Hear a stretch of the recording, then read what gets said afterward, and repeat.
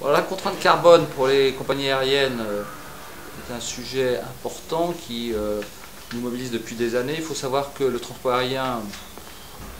émet environ 2% des gaz à effet de serre au niveau mondial, mais avec une forte croissance. Donc il est normal que dans une réflexion qui a été menée en Europe sur la réduction de l'empreinte carbone de l'économie européenne, il y ait quelque chose qui touche le transport aérien. Donc il y a eu cette idée de mettre en place un système de permis d'émission qui est le choix européen. Donc c'est le choix européen, pourquoi pas. La problématique qui nous a été posée, c'est que à cause des négociations qu'on a eues en Europe, ce sujet des permis d'émission a été voté pour s'appliquer à l'ensemble des vols de et vers l'Europe et pas uniquement au transport aérien intra-européen. Alors,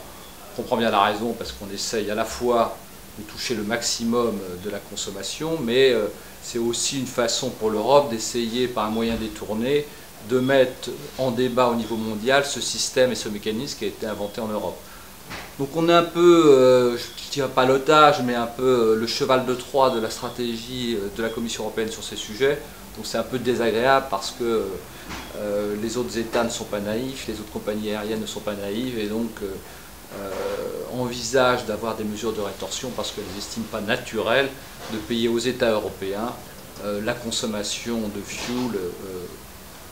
qui est liée à leur activité qui n'est pas directement au-dessus du ciel européen. Donc on est dans un conflit à la fois de droit, un conflit de conception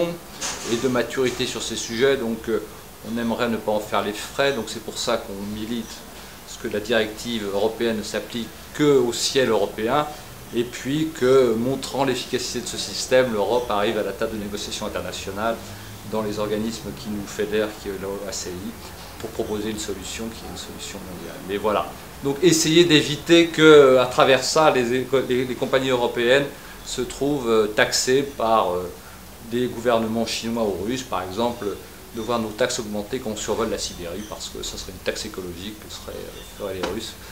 vis-à-vis des compagnies européennes. Il y a un organisme qui existe, qui est la TAF,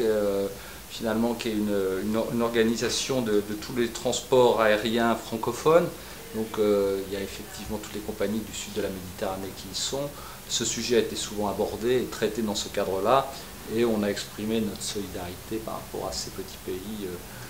ou ces pays en développement qui souhaitent développer leur activité économique de et vers l'Europe et ne comprennent pas que pour développer cette activité, ils vont être taxés alors qu'ils ont déjà confronté à de multiples problèmes pour développer leur propre industrie de transport aérien. Donc on trouve qu'à travers des organismes comme ça, on essaye de marquer notre solidarité avec ces compagnies et d'essayer d'éviter que ce système leur soit imposé d'une façon arbitraire.